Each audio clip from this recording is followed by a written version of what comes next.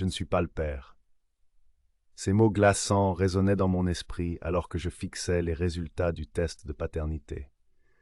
Le test ADN que j'avais effectué en secret confirmait mes pires craintes, et mon monde s'effondrait.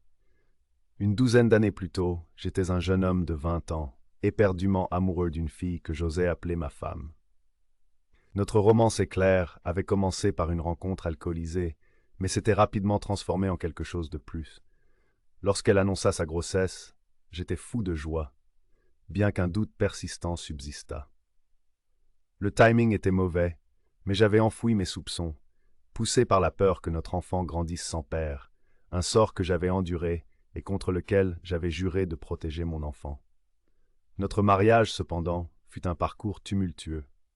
L'amour qui nous unissait autrefois s'était évanoui, laissant notre fils comme seul lien.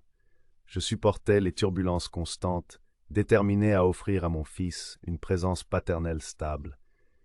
Une rencontre inattendue avec une vieille connaissance bouleversa mon monde. Sa remarque désinvolte sur le fait de sortir avec ma femme, à l'époque où nous nous étions rencontrés, alluma une étincelle de suspicion qui se transforma rapidement en un incendie de doute. Dévoré par ce tourment, j'ai secrètement effectué un test de paternité sur mon fils et moi. Les résultats du test furent un coup de poing dans l'estomac. Mon fils n'était pas biologiquement le mien. La révélation fut un bouleversement sismique, me laissant vide, errant dans la vie en pilote automatique.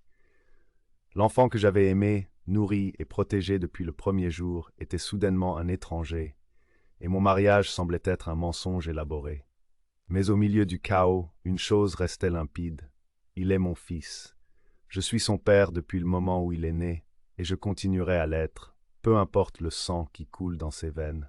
Rien ne changera jamais cela. La question qui me hante maintenant est de savoir si je dois confronter ma femme. Bien que notre amour se soit éteint, je tenais encore à elle, et cette révélation pourrait la briser. Était-elle au courant de la vérité? Comment réagirait-elle si je la confrontais? Mon esprit était un tourbillon de confusion, de culpabilité et de colère, désespérément en quête de conseils.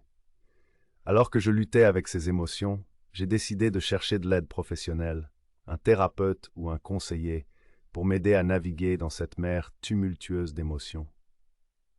Je savais que je devais dissiper le brouillard dans ma tête avant de prendre des décisions.